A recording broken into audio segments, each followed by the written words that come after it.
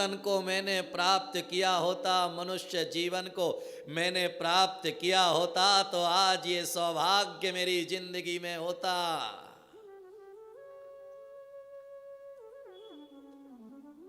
और ये देखते देखते उनके अंदर ये भाव, ये विचार, ये सोच जन्म लेता है। मुनिराज का आहार संपन्न होता है। राजा वज्रजंग और श्रीमती का जीव मुनिराज के चरणों में बैठ जाता है और चरणों में बैठ करके निवेदन करता है कि हे प्रभु, मेरे ये जीवन की यात्रा अनादिकालीन है। मेरे जीवन का उद्धार और कल्याण का आप मार्ग बताइए। उन चारों प्राणियों ने देखा कि मुनिराज कुछ कह रहे हैं। वह चारों भी जात विरोधी हैं, क्योंकि उनका कोई मेल नहीं है।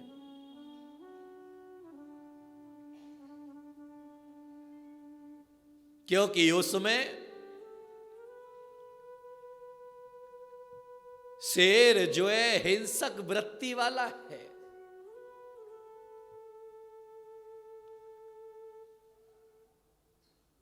सूकर जो है निम्न जाति का है। पशुओं में जो मल का भक्षण करके अपने जीवन का यापन करता है, बानर जो है स्वभाव से चंचल है, और कछुआ जो आप बहुपद्रव आने पर अपनी इंद्रियों को समेट लेता है। लेकिन देखा कि मुनि के मुख से अमृत झर रहा है, तो वह ध्यान लगा करके सुनने लगता है। और जैसे जैसे मुनिराज का उपदेश होता जाता है, वैसे वैसे उन चारों की आंखों से टप टप आंसू टपकते रहते हैं। उनकी आंखों से करुणा क्रंदन टपकता रहता है। मुनिराज ने उन चारों प्राणियों को देखा। करुणा धर करके मुनिराज ने कहा कि वत्स, तुम चिंता मत करो, पर्याय तुम्हारी त्रियंच की है, लेकिन आगे चल करके तुम चक्रवर्ती कामदेव के पद को धारण करने वाले हो। आगे चल करके तुम निर्वाण का भाजन करने वाले हो।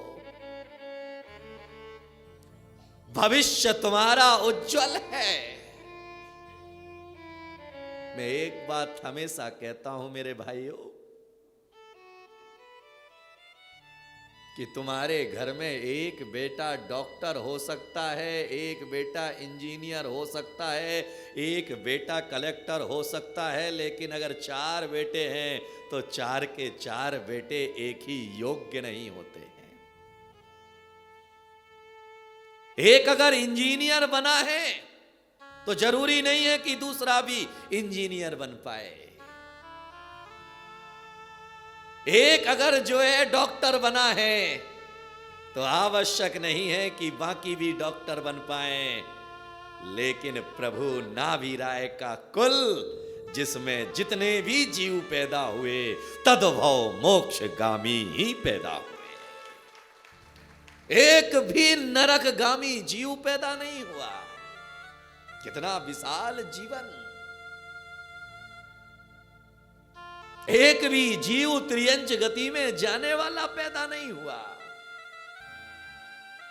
100 पुत्र पैदा हुए तो 100 के 100 पुत्रों ने निर्वाण को प्राप्त किया, मोक्ष गति को प्राप्त किया। दो पुत्रियां पैदा हुई तो उन पुत्रियों ने भले ही तो त्रियंच उन्होंने जो है स्त्री पर्याय को प्राप्त किया हो, लेकिन स्त्री पर्याय को प्राप्त करके भी वह नरक और निगोद में नहीं गई, वह भी संयम धारण करके स्वर्गति में जाकर के उन्होंने अपना जीवन का यापन किया और फिर जो है मनुष्य तन को प्राप्त करके निर्वाण को प्राप्त कर गई। ऐसे गौरवशाली जीवों की हम कथा सुन रहे हैं कि वह चारों त्रियंच हैं, लेकिन करुणा उनके अंदर पैदा हुई कि अपने पूर्व जन्मों का इतिहास मुनिराज से जानने का निवेदन किया कि मेरे पूर्व जन्म का इतिहास बताओ। मुनिराज ने एक एक करके जो है अब उनकी पूर्व पर्याय को बताया। उन्होंने अपनी पूर्व पर्याय को जान करके जो है द्रवीभूत हो उठे। मुनिराज के चरणों में उन्होंने अपनी गर्दन टेक दी। कहा मुनिराज उनके, क्योंकि मुंह से बोल तो नहीं सकते थे, लेकिन उनकी भाषा को मुनिराज समझ गए कि ये अपने अंदर से जो है प्रायश्चित का भाव लेकर के जी रहा है। ये चारों जो है अपनी त्रियंच की पर्याय से मुक्त होने का, कल्याण का मार्ग चाह रहे हैं। विचार करिएगा कि मुनि के उपदेश सुनकर के त्रियंच जब तीर्थंकर बन सकता है, तो हम नर काया को बन करके हम जिनेंद्र भगवान के भक्त नहीं बन सकते क्या? हम देव शास्त्र गुरु के भक्त नहीं बन पाते हैं क्या? हम उनकी कथा का श्रवण करने का पुण्य अर्जित नहीं कर सकते हैं क्या? जब त्रियंच मोक्ष जा सकता है, तो क्या हम स्वर्ग नहीं जा सकते? जरूर जा सकते हैं, लेकिन भावों की भाव दशा बदलने के बाद, विचारों की सोच बदलने के बाद, जीवन के अध्यात्म की ज्योति बदलने के बाद, वह चारों मुनिराज के चरणों में आकर के जो है इतने उनके आंखों से अश्रु की धारा बहती है कि मुनिराज के चरणों का प्रक्षाल हो जाता है। गंगा बह उठती है उनके नेत्रों से।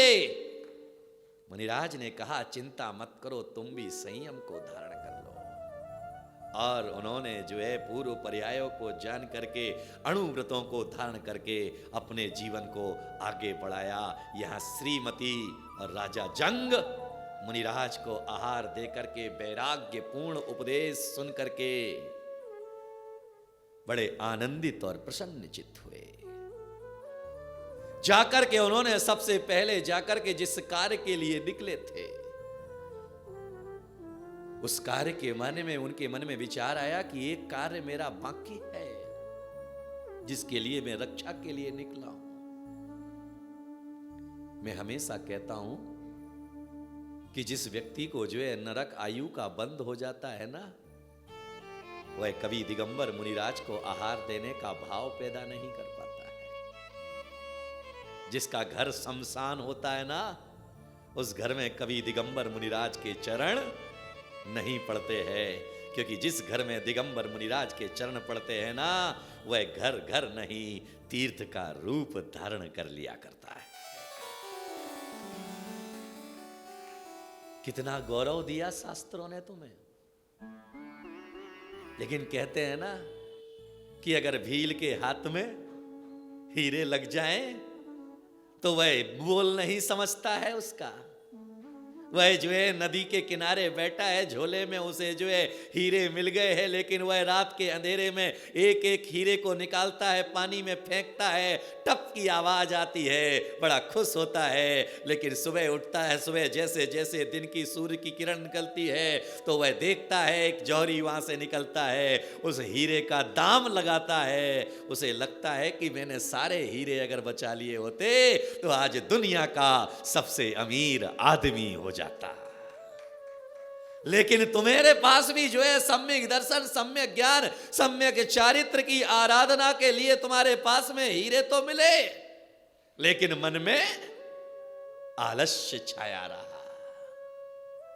मन के अंदर जो है संकल्प विकल्प की वेदनाएं हमारे जीवन में चलती रही। इसीलिए मैंने कल भी कहा था कि जीवन में अपने घर को तीर्थ बना करके जियोगे तो तीर्थंकर पैदा होते रहेंगे।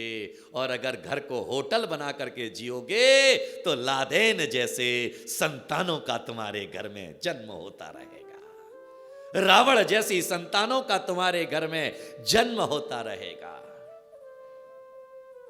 इसीलिए जो है उन्होंने पात्र दान की महिमा को समझा, इसीलिए तो उन्हें अक्षय सुख मिलने वाला है। क्योंकि याद में रखिएगा कि जो व्यक्ति अंतराय कर्म का क्षय कर लेता है वही व्यक्ति तो जो है अनंत सुख का भोग करता है। जो व्यक्ति अनंत जो है अंतराय कर्म का क्षय कर लेता है वही व्यक्ति तो अनंत शक्ति से संपन्न होता है। जो व्यक्ति अंतराय कर्म का क्षय कर लिया करता है फिर वह जहां जाता है वहां उसे लाभ ही लाभ हुआ करता है। और जब अंतराय कर्म का क्षय कर लिया करता है तो जहां भी जाता है उसे मान सम्मान प्राप्त हुआ करता है। लेकिन जब तक अंतराय कर्म का उदय चल रहा है तब तक जो है जीवन में बाधाएं ही बाधाएं। माइक को सॉफ्ट करें। जीवन में बाधाएं ही बाधाएं हैं और उन बाधाओं और विषमताओं के बीच में अपने जीवन को आगे बढ़ाने के लिए ही तो रत्नात्रय मिलता है हमें। वज्रबाहु वज्रजंग रक्षा करने के लिए निकलते हैं, लेकिन इधर ये भी देख ले कि उनके पिता का क्या हुआ, क्योंकि वह वहां पर उनकी व्यवस्थाएं सुनियोजित करते हैं।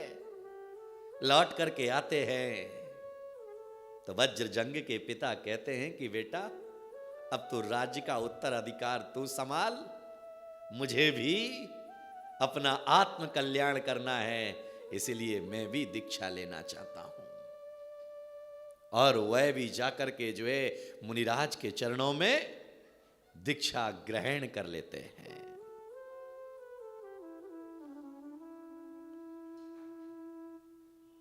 अपने राज्य का विस्तार करते जाते हैं दान वृत्ति के साथ में। वज्रजंग जो है वैभव में लोलझते नहीं हैं, अपने कर्तव्यों की सुरीति रखते हैं। लेकिन एक दिवस जो है शरीर तो ढलना ही है ना। नींद आ गई थी, शरीर तो ढलना ही है ना। ये काया है तो ये तो जो है हमेशा जवान नहीं रहती है, लेकिन जो हमेशा जागृत होकर के जीते हैं एक दिन उन्हें ऐसा तन मिलता है कि वह कभी बूढ़ा ही नहीं होता। और जो हमेशा सोते ही रहते हैं उन्हें ऐसा ही शरीर मिलता है जो हमेशा बूढ़ा ही रहता है। इसीलिए तीर्थंकर अपनी पर्यायों को सुधारते रहते हैं, संभालते रहते हैं। तो जब तीर्थंकर की पर्याय में पहुंचते हैं तो उन्हें बुढ़ापा नहीं आता है, वह हमेशा जवान ही बने रहते हैं। और इस दुनिया से भी जाते हैं तो जवान ही जाते हैं। बूढ़े होकर के उनकी आंखों में धुंधलापन नहीं चाहता, उनकी कमर जो है लटकती नहीं है, उनकी आंखें अंदर धंसती नहीं है, उनके पैर जो है लड़खड़ाते नहीं हैं। क्योंकि जो सारी दुनिया को सहारा दिया करता है वह कैसे लड़खड़ा सकता है। वह तो हमेशा ही बहिम्मत से रख करके, क्योंकि वह चलना जानता है, वह बैठना जानता है, वह उठना जानता है। हम क्या जानते हैं? चलना जानते हैं। चलते हैं तो पैर पटक पटक करके, बैठते हैं तो टिक जाते हैं। और कईयों को देखना इस सभा में, कई बैठे होंगे आड़े, कई बैठे होंगे टेढ़े, क्योंकि 90 साल के हो गए, 60 साल के हो गए, 30 साल के हो गए, लेकिन अभी तक बैठना नहीं आया। याद में रखना कि एक कुत्ता भी बैठता है ना तो क्या करता है पहले? अरे बोलो, कुत्ता भी बैठता है ना तो क्या करता है पहले? पूंछ से अपनी जमीन साफ कर लेता है, और तुम बैठते हो तो किसे साफ करते हो? आए सोफे पे बैठे दम, चटाई पे बैठे दम, घर पे जाकर के बिस्तर पर लेट गए दम। कोई मरता हो तो मर जाए, कोई जीता हो तो जी जाए, लेकिन मेरा तो, कौन बोला मेरा सही होना चाहिए?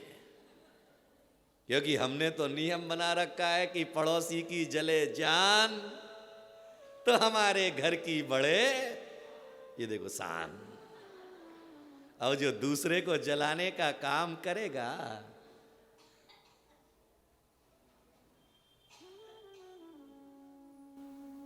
भैया बजा रहे हो या क्या कर रहे हो? एक धुन लगा के बैठ गए हो?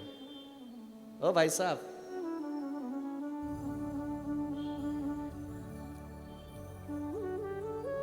पंकज जी, यहां पर भोजन में रोज चेंज होता है या बदलता भी है, एक ही रहता है? तो हमारे संगीतकारों को जो है एक जैसा भोजन पसंद है।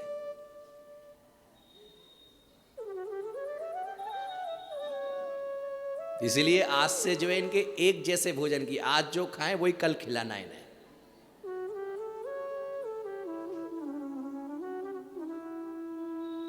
क्योंकि इन्हें नया नया पसंद नहीं है।